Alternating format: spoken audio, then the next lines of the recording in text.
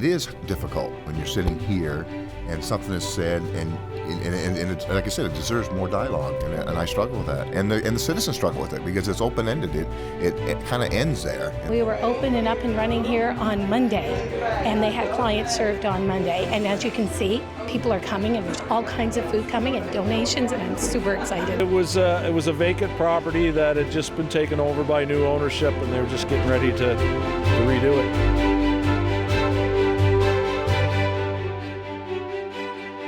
Welcome to This Week Uncut, where we take a look at the week's top stories from CHCO-TV and The Courier. I'm Nathalie Sturgeon. And I'm Vicki Hogarth. We begin this week with a series of fires that have really impacted Charlotte County. I know I was away on vacation. Nevertheless, one of these fires, the reason I did the story the day I did was that I got a message from Fire Chief Justin Johnston in Eastern Charlotte, who said he wanted to get in touch with the media because he saw a lot of online speculation. This is the fire that was in Second Falls on December 27th, and as we know now, did claim the life of an individual from the community. So a very sad way to hear about something over the holidays, and to hear the start of really is a series of fires that our local fire departments are dealing with.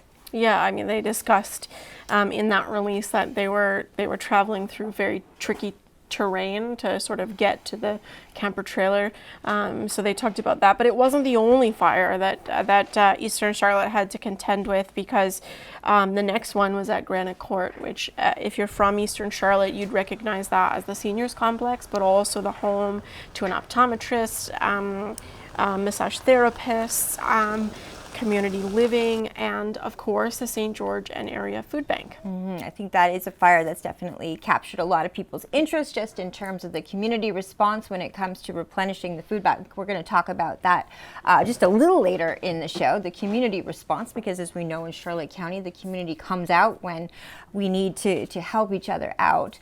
But also we'll be probably hearing from Noah and Nicole, who join us from Community Living, to see how they are dealing with the aftermath of this fire. It's affected a lot of people, including a lot of seniors that live in that building. Of course, 22 units were impacted by this fire, and they did request assistance from St. Andrews, and the people of St. Andrews will be pleased to hear that the ladder truck was very critical to how they attacked this fire and got it under control.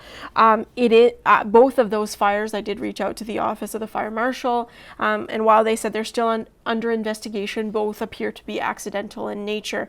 But what happened was, they were fighting the fire on the upper levels of that apartment building, and what happens is that water that's coming in soaks down through, and so it causes water damage that is also contaminated with chemicals, and obviously there is smoke damage throughout the building because fire spreads, and so does smoke. Oh, I think anyone that has had the misfortune of living somewhere where there is a fire, maybe not in your unit. I know when I was younger, I lived in an apartment building where there was a fire. We didn't have it in our apartment, but nevertheless, the fire crews came in, they knocked down all the walls. We had to have all of our clothes dry cleaned because the smell of smoke was just everywhere. That will forever stay with me as something I remember for just how much a fire in one part of a building can damage everyone's lives that lives there. Yeah, and I do want to say that all of the seniors made it out. No one was injured as a result of the fire. One person was taken to hospital and then was treated and later released. One firefighter did go to the hospital as well for smoke inhalation and was treated and then released. But Justin Johnston, the fire chief, said, we had been there before doing fire drills with the seniors, especially for folks with mobility issues, to see what the challenges would be if in the event of a fire they all had to evacuate. And so when the fire team arrived on scene, they were all out of the building. So a very good effort from the staff of Atlantic Baptist Housing, who worked to get those folks out. They're also in direct communication with the proper authorities, and they're working with their tenants to sort of figure out how they move forward. And I think, given that both of these are under investigation for how they started, I think it's something as journalists worth telling, especially when we notice a lot of fires happening right away at wintertime. I know that you mentioned, let's think about things like space heaters. When we learn of the cause of these fires, it will be interesting, and I say interesting interesting, not in a way of excitement, but it'll be interesting from a journalist perspective to see if there are some common threads as to why these are starting, why there's so many. There could be, there might not be. Yeah. It really, and we won't know until those investigations are completed by the fire marshal. But certainly we know that people are struggling, and we certainly know that the cost of electricity is continuing to rise, and particularly for seniors and folks who are on a fixed income, it is very difficult to keep up pace with those electricity bills. I will say NB Power has people who are have been assigned to deal with this type of issue, to work with customers on either not falling into arrears or figure out how they don't fall into arrears. If they're in arrears, how to deal with that. But certainly we will continue to ask questions about these fires, and hopefully at some point we'll have a bigger picture or a more complete picture of those two fires in Eastern Charlotte. Okay, but moving now to St. Stephen, where it's a different case. Yeah, so I got a text message, I think, from you last week, about the middle of the week, saying that there was an extensive fire at what was believed to be a vacant building in St. Stephen, 449.5 Milltown Boulevard. It was a vacant property. So when I got there, an excavator was being rolled into the location. There is a building in front of the one half section at the back, and then there's a building at the back. And when I got there, I immediately saw St. Stephen Fire Chief Sean Morton, who is a volunteer both in St. Stephen and St. George, or Eastern Charlotte, I should say. And the building was almost completely collapsed. It had, three-quarters of it was on the ground, but there was a part of the building that was still standing. Right. When I asked him about this fire, because as I turned around to look at the building in front of it, the siding was completely melted. And so you'll hear from Mr. Morton in a few minutes, but this fire was hot and big. And when we were in St. Stephen to attend the committee of the whole, Morton described, being able to see something on the horizon from his way in from St. George. This was an extremely hot fire. It meant that firefighters couldn't get super close to the building, but they managed to get it out. But it was a vacant property formerly owned by what I would describe as the now infamous Starshine Properties. It was under new ownership when it caught fire after a property sale tax in October. Right. Well, another Starshine Properties ending in fire too, which is also significant to keep in mind.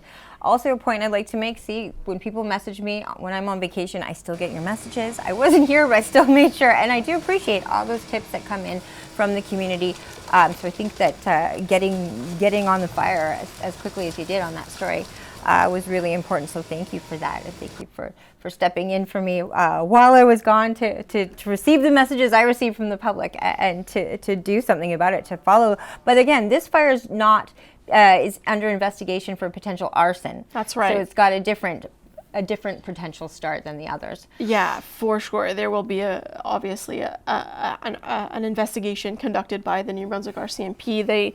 They issued a release shortly afterwards saying that they were looking for any information about a potential arson at 449.5 Milltown Boulevard. They didn't mention the property, but it's pretty clear that that's what they're talking about. Okay. We saw them on scene. We saw them gathering at the back corner of the building. So we sort of understand that they were looking into this and that they believed something criminal in nature had happened. So we're waiting.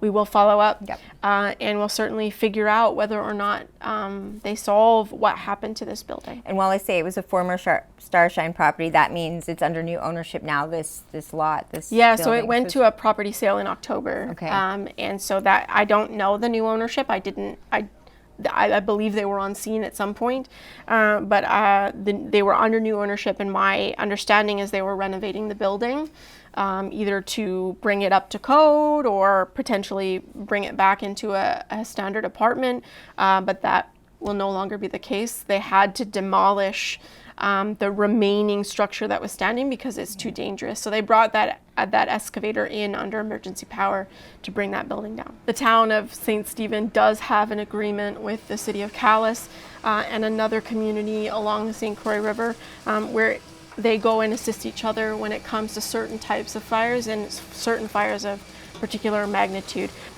We're going to let you take a listen to St. Stephen Fire Chief Sean Morton and his thoughts about a fire on Millitown Boulevard.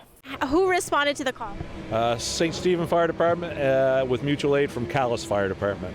And what was like when firefighters got here? What did they see? What could they hear? Fully involved structure with fire coming out of just about every orifice on this front side. And in terms of like what that means, so how hard is that to fight? How long does it take? That sort of thing. It's intense, of course. At first, a lot of heat, as you can see on the back side of that building. So, of course, you can only get so close. It took a little bit to get water flowing to get things cooled down, but yeah, when it's fully involved like that, getting water flowing's important. And this was a vacant building? Yes, it was a vacant property that had just been taken over by new ownership, and they were just getting ready to redo it. And was anybody injured? Firefighters? Anybody in the building? No injuries. So now, can you tell me what's happening behind you? Right now, we brought in this excavator under emergency powers because you can't see it now, but you probably have footage where a big portion of it was standing, but it wasn't stable, so we have to bring it down. That was St. Stephen Fire Chief Sean Morton discussing the fire in St. Stephen. And certainly we're very appreciative of having volunteers who step up for their fire department, but it wasn't the only community that sort of stepped up to the plate to respond to a need in their community. Eastern Charlotte has rallied behind its food bank, who lost all of its inventory in that fire. And describe to us what that means when we're looking at inventory and how many families that food bank helps every month and what the devastation ends up equaling in terms of what they were unable to salvage.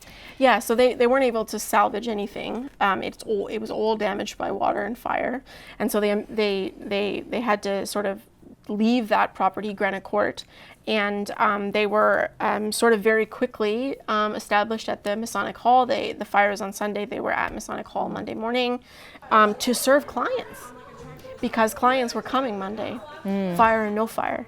But in terms of numbers, so people sort of understand, 400 families receive assistance from, or 400 clients, I should say, receive assistance from the St. Georgian Area Food Bank. That is about 40,000 pounds of food per month. Wow. And when you think of a month like January as well, people are used to being extra generous over the holidays, at Christmas time, particularly before the Christmas holidays.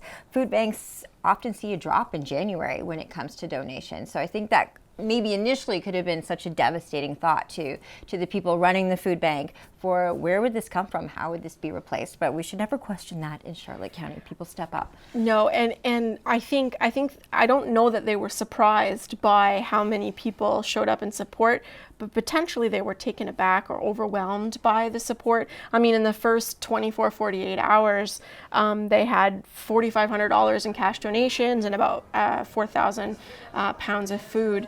And so I went to a food drive that was organized by Patty Borthwick, who a lot of people will know and recognize through Hillary's Hope for Hunger.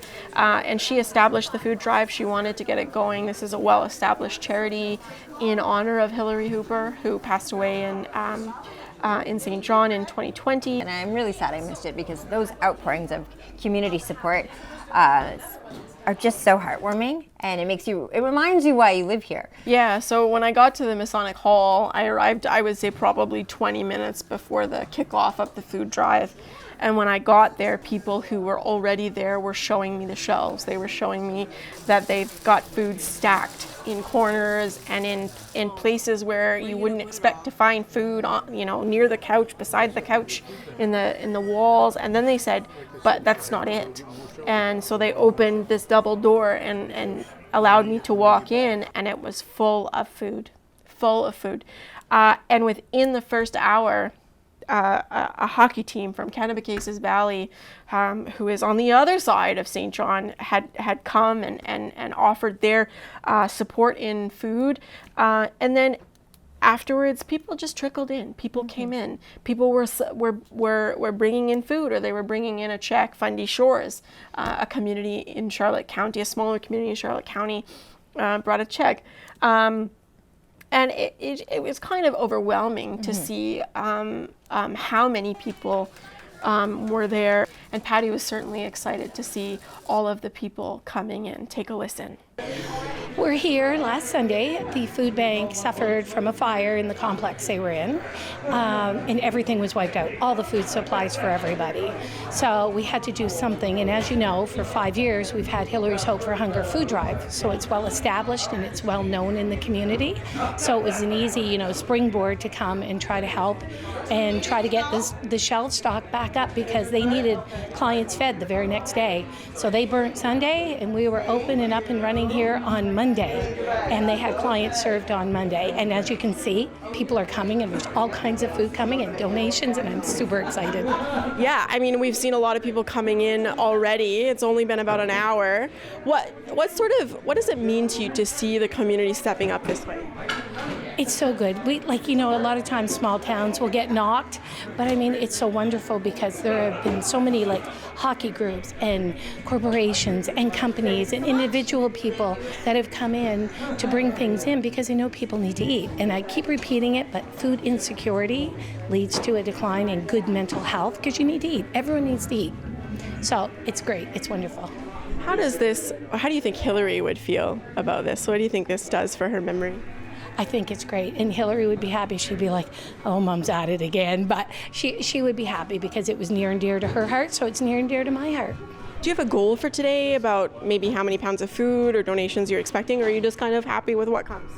I'm happy with what comes, and to be honest, I panicked. I kept saying yesterday to hubby, I said, Thomas, we're not going to get anything. There's so much food, and people have been coming since Monday, and they're so wonderful. Do you think we'll get food? But I do it every year, and I panic. But, I mean, I don't care what we get.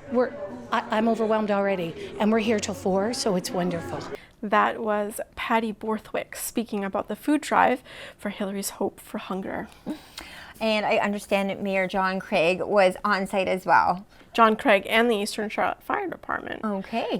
The very people who were there, fighting and working to get this fire under control also brought a $7,500 check for the food bank and a $3,000 check for community living. Tremendous work from the fire department, and John, spoke very highly of the fire department and their efforts in Eastern Charlotte.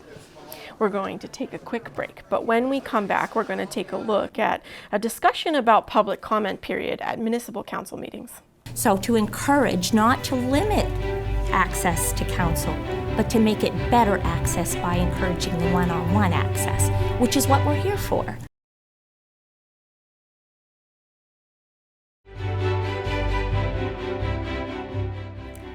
Welcome back to This Week Uncut. I'm Vicki Hogarth. And I'm Nathalie Sturgeon. So Florence Mitchell and I were in St. Stephen last night for the first committee of the whole for 2026. Here we go. Here we go. There are only 4 decision-making meetings left for the councils in Charlotte County before the election in May. And so right now discussions continue about issues of the municipality. It needs governance until a new council is ultimately elected.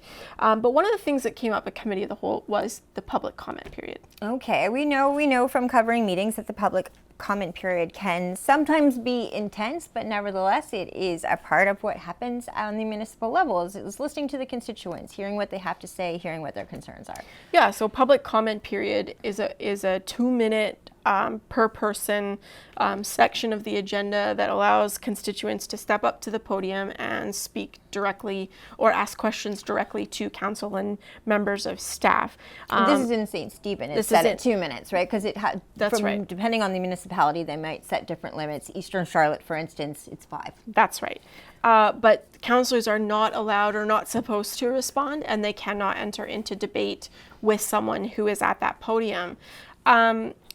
But the municipality has talked a lot about its councillors, but also its staff facing some level of harassment from individuals who either live in the community or are online, and that is very real. I don't, like, it's not just St. Stephen who has that conversation or is saying that out loud.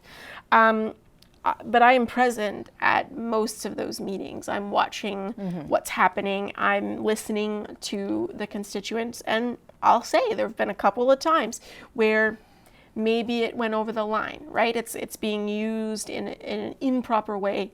The only caveat to that is that it is up to the chair of that meeting to enforce Robertson's rules, to enforce the rules of the meeting, to maintain decorum.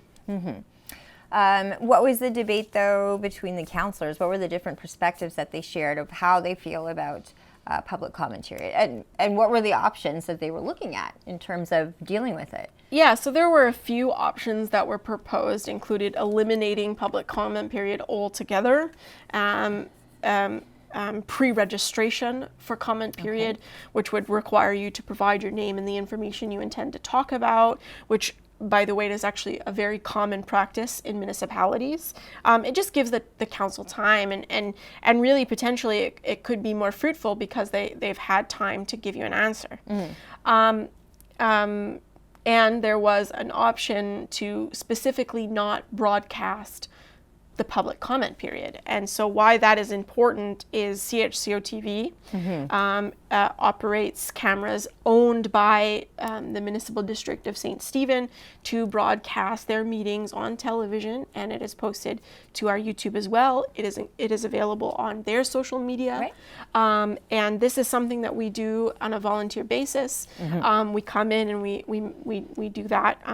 Our Florence Mitchell spends time there operating those cameras, as she does for every municipality. Yeah, and one thing that's important to let the public in on when it comes to those cameras is the original reason why we couldn't tape meetings in St. Stephen the way when we did St. Andrews.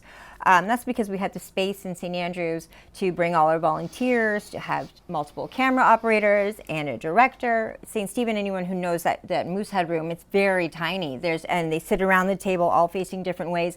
Tried to tape meetings before. There was one time I was in the center with a giant microphone. So we had to collaborate with the town in order to make taping reality there. So basically what that meant is we had the town, I think they received a grant from potentially, I don't want to get it wrong so I won't say where from, but they received a grant to cover the cost of the cameras and the microphones that we had installed there too, and we volunteer our time recording those meetings. Now, I think what's important to recognize, though, when we say that is just because they own those cameras and we volunteer our time to direct the show doesn't mean we as media couldn't also bring other cameras in. We are allowed to record meetings. So I don't think that it's fair for council, I'm speaking just off the cuff here, I don't know if it's fair for council to say that they can say that, even debate the fact that something couldn't be broadcast, because as a journalist I have every right to tape that part of the meeting, maybe not using their cameras if they really want to limit it, but if push came to shove and we felt it was important for these things to be videoed, we could show up with our own camera and tape public comment period. Absolutely, everyone is welcome to participate in those meetings with those councillors. I think it would be just important to say that the presence of so I'll just go back for a second and I'll tell you what the thoughts of the councillors were. After my rant, I apologize. As a journalist, I find it very offensive that I could be stopped from doing my job. So Councillor Joyce Wright specifically said that she felt something needed to change, and that she, supports having open and honest conversations with her constituents. She prefers that would be on a one-on-one basis. She said, I've asked people for coffee and they have not taken me up on that offer. However, she said, I do not believe that it should be this council making that decision. There will be a new council in May, and so that she felt that decision should also be left to the new council. Marg Harding, similar sort of assertion, but she wants the delegation time brought down from 5 minutes to 2 minutes. The difference between delegations and public comment period is a delegation is a presentation to council, and you have to apply to do that presentation, and it is 5 minutes. So she wants them to be reduced. So that was her comment. Councillor Brian Cornish also said, I don't know that this is for us to decide, given that there is a new council coming so soon in 2026. And maybe none of the people who are around that table currently are going to be there next time. We don't know that. We don't know that. It's up to the voters. And then Councillor David Heislip also gave his opinion. Councillor Heislip was actually on the council that introduced public comment period. He was part of that council. And for additional context, cameras were introduced into municipal offices, town halls, spaces where council convenes because of COVID-19. People could not go in person, and so they were using what is universally known as an owl. So it would, you know, and people would be on Zoom, and it would, you know, certain people would be in the chamber, or one person would be in the chamber, and the rest would be online.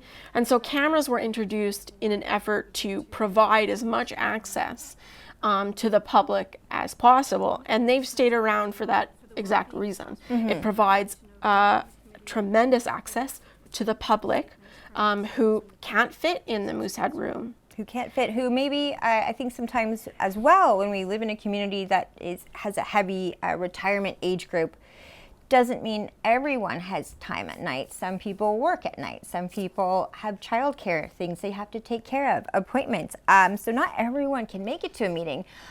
It's the reason why sometimes even meetings, if you're used to them starting, for instance, in St. Stephen, I think they used to start at 5 o'clock, sometimes 4. Now they're at 6. In Eastern Charlotte at 7. It depends on even the councilors' schedules when people are free. So having it videotaped, I will stress this again and again, COVID-19 was the silver lining to it. It was a crash course in getting the technology. You could even stream just using your laptops, everyone. So whether we're there to do it or not, I think there is a bit of an obligation now, no matter the size of your town or village, everyone's got computers. Make it available to people who aren't there. Yeah, and I'll tell you that councillors are going to say we're not required by legislation to film our meetings or to provide them or stream them. And fair comment. That is the legislation. We're not going to debate that. But Councillor Heislip's comments were that the cameras have made things a bit more complicated. He said people can't be honest, or they are standing at the podium and they are, saying things, but then people are also manipulating the video after it's been posted online.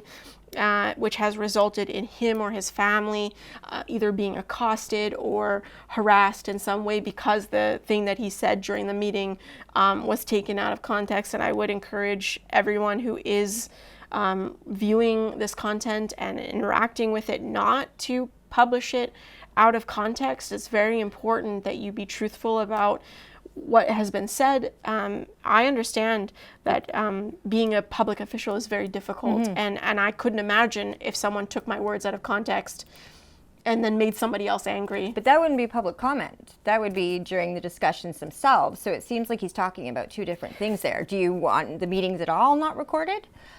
Because public comment, I can understand that maybe members of the public might say things that you find upsetting or even, crossing the line into being verbally abusive. But that reflects to me on that person and not the council themselves. Sometimes I think it does you a favor when you say that you're being bullied to have a video example of it as well. When someone is out of line, it gives you a reason if they cross a line to say, maybe we shouldn't permit this person in this room anymore. Maybe it is dangerous for us. These are just some thoughts. Sure, and I would like to say that cameras are not the problem. Right. The problem is a very small portion of the population who is behaving in a way that is not appropriate towards members of municipal governments, towards members of provincial governments, towards members of federal governments. They all deal with it. I think what's happened is in recent years, the municipal level has, people are paying attention more, and they're demanding more of their local officials because they're dealing with issues that they weren't dealing with 7 years ago, 10 years ago. Yeah, and as we see that, I'll even highlight this point too, as we see local media continue to just dissipate, not just across our country, but across the world. There are very few small communities left that have a vibrant media scene like we are able to do here, because we have two nonprofits under one umbrella, CHCO and The Courier, to make sure you have journalists present with cameras and doing written reports as well at all these council meetings. That's not common anymore, but it should be. And normally, there would always be a journalist at these meetings. So I feel sometimes that council, you maybe see other communities where they don't have that same level of what they see as scrutiny on them too. But I find it would be a much better world if every community also had journalists and cameras in the room. There's a lot less, when we're living in a time when video can be debated. The more people we have to hold everyone accountable, not just the council, but the public and their behavior as well, it does everyone a favor. Yes, and we're gonna, in just a few minutes, we're just gonna let you listen to the council and also what decision they ultimately came to, and then sort of the comments that were made after the decision or the guidance had been given to staff, who very aptly pointed out, you asked us to do this. So certainly they felt like they had been asked to do this, and so that direction may have been gone against what they were told originally. I will caution people against characterizing journalists as a problem or their equipment as a problem. It only serves to create distrust between us and them. And also I would say, we're not your enemy, we're your transparency. We're the public's eyes and ears. And so, and we have to also let them be able to see with their own eyes and hear with their own ears what people are saying. So I would caution elected officials from demonizing journalists or demonizing what we do, because in the end, while you're talking about harassment that you face, that turns on us. And then maybe that's why I'm a little bit extra protective, but I feel like it needs to be said. Here is the discussion from St. Stephen councillors and the ultimate decision they made about public comment period. If we were going to do it as this council, I would want to see us be able to do it in a time frame that allows the public to see the benefits of it, to see the results of it. We only have 4 council meetings left. We're not going to get that time frame. So we may just be creating a challenge for the next council in trying to help them. We may actually be creating a bigger challenge by not having been the ones to make the decision and then bear the brunt of it for a year. So while I agree that changes need to be made, I'm not sure now is the time to make them. Councillor Heislip? Yeah, I do agree with that, Councillor Wright. I mean, I guess as a responsible councillor, we maybe should make that decision now to better the next councillor next council coming in, but we're not going to see the benefit of it, and maybe they might not see the benefit of it either. Yeah, might not want it. The little history of this, and I'm sure, Councillor Harding and yourself. Yeah, I was the one that kind of started. It was only myself and Charlie were the only 2 ones that were attended meetings, and it was before before all the cameras, everybody, and it was a pretty open conversation, and I'd like to see comment period before decisions are made, and that's what my frustration was before coming on council, was that during the committee of the whole, it's the time when you're thinking about making the resolutions and everything at the next meeting, and to get that input at that committee of the whole would be more beneficial to me. For sure, for me to make that decision later on at the next council meeting. So, it was just a one-on-one. Usually at the council meeting, that's when we used to have different roles, different committees. So everybody's turned around and said, "You got any questions?" After every committee presented, and that's how it went. And it was pretty easy going. But then when you get cameras on you, You know, we don't talk as openly as what used to happen 10 years ago or even 5 years ago. We don't talk as openly because you got cameras and people watching certain things of it and taking it out of context, and all of a sudden before I get home it's on Facebook. I mean, I can attest to some of the public comment periods. I got 300 messages on my phone that I still keep that are disgusting, that people attack me and attack my wife for something that was never said at a council meeting. So something's got to change, but I don't know if it's our time to change it or not. And I keep those, and I did one of these days, I don't know, I'll burn them, I guess, or delete them. But it's I don't think it's the time right now, because I don't know if it'll benefit the next people coming in or not. But I went to those harassment seminars, and that's what they stand by. I mean, I see in the emails that while this is typical of other places, but we talked to other people and other counselors and other councils, and they said no, we don't even provide any time to go in for anybody speaking. If we do, we cut off the cameras. It affects, because people get up in front of a camera and they want to see it. And I take regular rides with people and they say, geez, watch the council meeting. Well, not the council meeting, we just watch the question period because that's what they want to see, right? So it's a difficult situation for me. I'd like to see it be totally open, no problem. That's what I wanted before, and it worked well that way. But in today's day and age, it just doesn't work anymore. So something has to be changed, but I don't think we're at the time for us to change it. We got 2 more months left or 3 more months left, right? So that's my rant. Yes, I'm glad you brought that up. Like I am responsible for bringing it back because we wanted that communication. But again, like Councillor Heislip had alluded to, is in those days it was. You had someone come in at something that really were passionate about. It's not day to day, every meeting, and just always getting the questions thrown at you. It is challenging, and a lot of these questions could deserve a lot of dialogue, and you can't do that in the 2 minutes neither. And it'd be nice to have that dialogue long before the day that, like you just mentioned as well. If you have, let's say I have my mindset on what I'm going to vote on.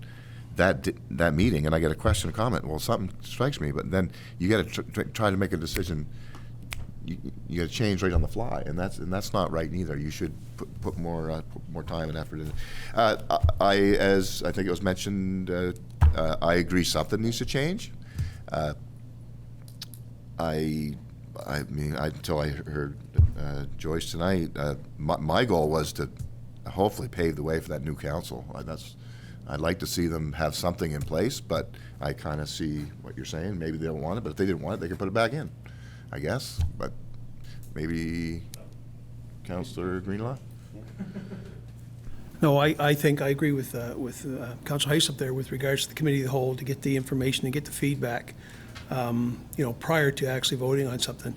I feel that any feedback from the community is valuable in any format. And for a one-on-one or for an email to be sent to council has a different effect than somebody getting up there at the podium. And I think that has a much stronger effect, and that's why I think the public likes it, wants it. And I think we actually need that. In fact, I think we actually need to do that and keep it, but we also need to do more town halls so that there's a constant conversation and back and forth between the constituents and council. And that makes us better aware of everything, right? And that's my opinion. I think we can control that session. It's 10 minutes, it's 2 minutes per person. There's rules around it, and the rules need to be enforced. I know sometimes it's tough, because I've sat in your seat there once, and I had a hard time, holding people to the 2 minutes. But I think if we do that, I think it's fine. Yeah. Thank you. Well, maybe I can add a little bit to this. I began my little career here in 2004. I've had people come to my door. I've had people that I meet on the street ask me out for coffee.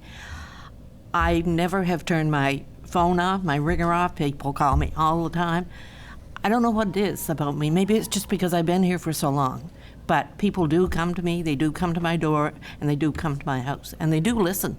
Like when I tell them, like this afternoon, after this particular letter went out today, I had 2 phone calls, and I said, well, hell, I got to read it first. But anyway, I think that if you keep pushing people, like you've only been here a couple of years, But I mean, if you've been here as long as Al and I have been here, just tell people, come to my door, I'll make you a coffee. You know, I'll take you out for coffee, I'll do this, I'll do that.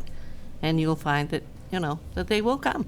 I'm seriously good either way myself. I just want what's better for the community, because like I said, I'm going to be gone here in 4 months, and I'd like to see it flourish after I'm gone. But anyway, all right, so we will drop that for now. That was St. Stephen Council debating the future of public comment period. We're going to take a quick break, but when we return, an exclusive investigation by the Courier on code of conduct and conflict of interest meetings. The Commission, in its wisdom, has made a clarification statement banning the decision-making or much of the dialogue around any code of conduct complaints from being held in closed, which is common practice across Canada, to be perfectly honest with you.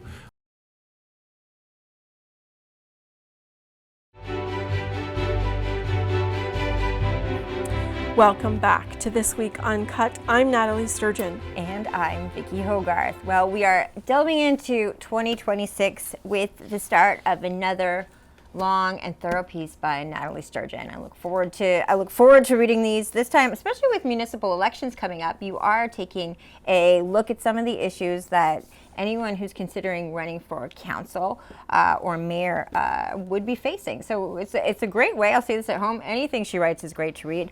But when you really hit into and go in depth on these municipal issues, I think this is a great way for someone at home who might be considering running to just start giving themselves the 101 and what it is to be a part of council. Everyone loves provincial politics and flashy federal politics, but I'm a big proponent of municipal politics, that's for sure. This is where the stuff happens. These are decisions that matter to you and your community. But this series, okay, the title alone, Behind Closed Doors, makes me want to jump right in. Tell us a little bit about why this was the first topic when it came to code of conduct and conflicts of interest that you wanted to tackle. Yeah, certainly. The Local Governance Commission on December 18th issued an advisory to municipal councils, local governments, saying that code of conduct meetings, code of conduct complaint meetings, and conflict of interest violations could not be discussed in closed session. That happens every time, in my experience. These discussions do not happen in view of the public, and I have been in the room when either they've gone into closed or they've simply said, we got this report back on code of conduct, it's unfounded, stamp, done, vote is over. And so I read through the advisory. Giselle Gauguin, who's the chair of the commission, said it is not permissible under Section 68(1). And for those of you who are not familiar with the Local Governance Act, and I don't blame you if you're not, Section 68(1) is the section of the Act that determines what reasons a council can go into closed session. It's essentially what they were doing, or what the commission believes is happening, is municipalities are classifying elected officials, mayors, as employees, and they are not. Okay. And so when you made this discovery, I mean, what was it about it? Did you know that going into it? Was it something that you had to learn along the way? Patrick's going to be mad at this answer, but I just sort of accepted that was the norm. Right. I was trusting. Bad journalist moment. I was trusting. Me too. Though, like don't throw yourself under the bus alone. I was trusting that the government was following the act, Yeah. and certainly the labor employment issue and HR issue is a legitimate section of the legislation. And so, when I saw this advisory, I thought, okay, I have some questions that I need to start asking, and that's exactly what I did. I went to Eastern Charlotte. I went to St. Andrews. I went to St. Stephen. I went to St. Andrews actually before the holiday break and asked for their Form 3s. I was able to see 5 of them. 2 of them were not available to me, either because they hadn't been filed, or they were in the possession of someone who is no longer an elected official. I don't know. They haven't been provided to me yet. But basically, I went to each municipality and I asked the following: how many code of conduct meetings in the last 2 years have you held in closed session? How many conflicts have been declared by councillors, and how many Form 3s do you have? Those were two separate questions, because a councillor, as we've learned, can declare conflict and not have a Form 3. Right.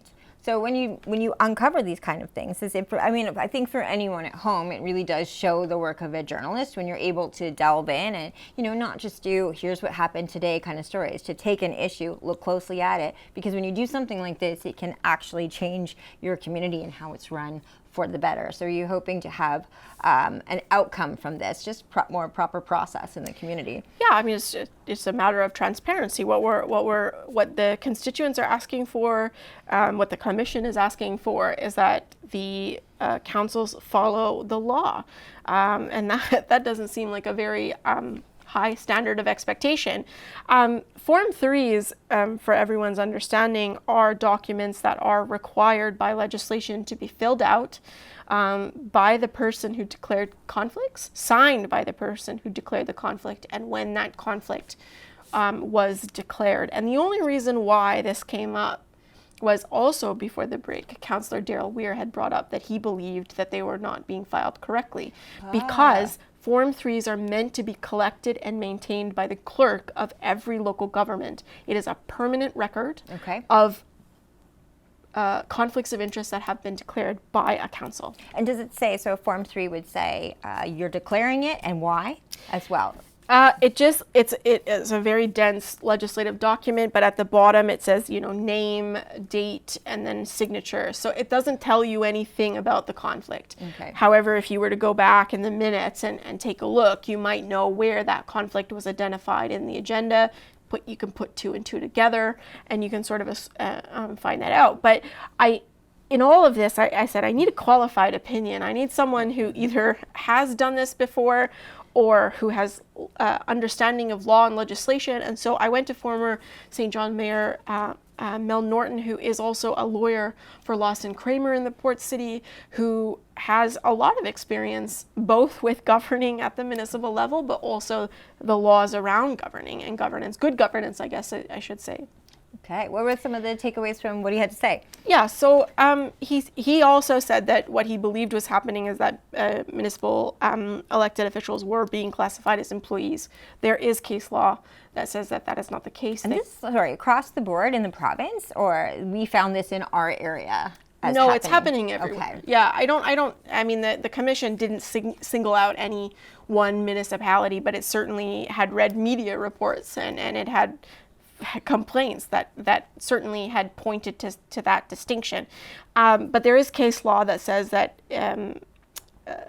municipal elected officials are not employees under the Employment Standards Act. They cannot be treated as employees. They are elected officials by the New Brunswick public. So he felt that certainly that's not permissible under the Act. You can't do that. What you can discuss in closed, and the only thing you can discuss in closed, is the advice or the recommendation of a solicitor or a lawyer.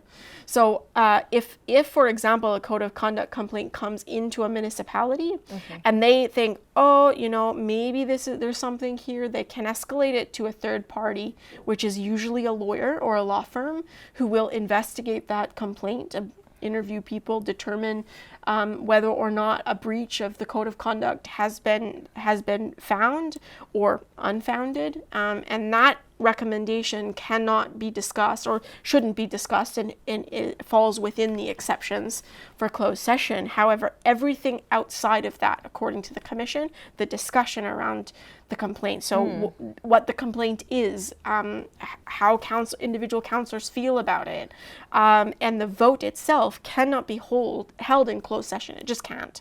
Okay. And so I also asked Mr. Norton about may and shall, which is part of the legislation and where some of this interpretation might be coming in. Okay.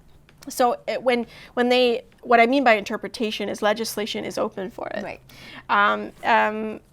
You can see things in legislation that maybe are not there. And there is a difference. Shall is an obligation. Yes. If the legislation says a local government shall it is a requirement. And he said, there's no choice. You know that you have no choice. The word may, which is contained in section 68(1), a local government may enter into, implies you have a choice. So that then can be interpreted by someone as, I have a choice here. I can make this decision. But his words to me were, your personal interpretation and your good intentions do not trump legislation. And one thing I was wondering, that when we're talking about interpretation, obviously what happened was a bad interpretation of the idea of what is council or mayor. They are not to be classified the same as town staff, and therefore these sessions should have been held in public eye, but they weren't. So what does that mean? Is there any consequence that takes place at this point? How will these councils and town staff that lead these meetings be notified to know this is something that they can do going forward? Well, to provide context, Eastern Charlotte had 5 code of conduct complaints between December 2024 and November of 2025, all held in closed session. The last one was a staff member, which is an employee of the municipality and would be governed under section 68(1) under labor and employment.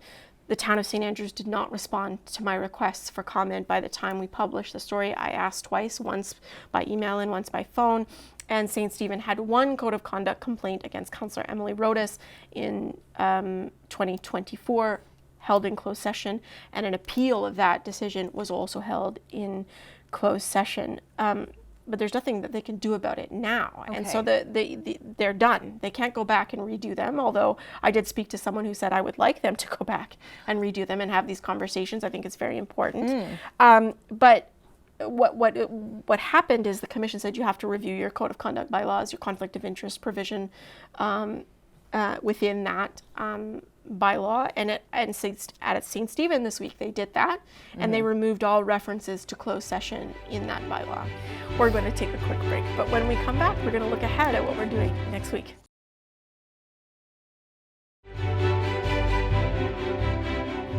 Welcome back to This Week Uncut. I'm Vicki Hogarth. And I'm Nathalie Sturgeon.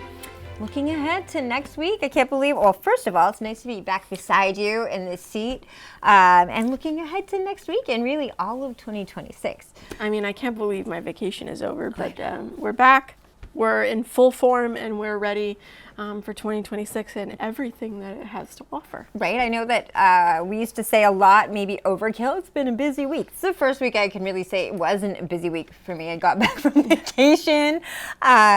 Just easing back into it. It's January, which for us is actually pretty slow. It tends to be a lot of council meetings and the like. Coming up next week, I'm sitting down with Kaylee Dunfield from the St. Andrews Mental Wellness Committee, and also Gary Brown, who is Operation White Heart founder, to talk about suicide prevention. So in the winter months, we know February is one of the higher months, especially for suicide. So we're going to look at how people in our community are going about prevention and ways that also people at home could get involved if it's something that you want to be a part of. So that is on my horizon for next week. That's a very important discussion, and certainly one that we all should be having. Check on your loved ones, especially post-holidays. During the holidays would have been really important, but also after the holidays are over, people go home, they get back to their lives. So it is an important time to check on your friends. I will be continuing to sift through documents. I have the right to information request that I've been telling you all about for a very long time from the town of St. Andrews on Market Wharf and Market Square, and I hope to be publishing something from those documents very soon. Okay. Oh, we also have MP John Williamson will be coming in before he heads back to Parliament to give us an update. We're going to talk about a lot of world issues. So we've got to talk about Venezuela, Greenland, even Minneapolis. There's a lot.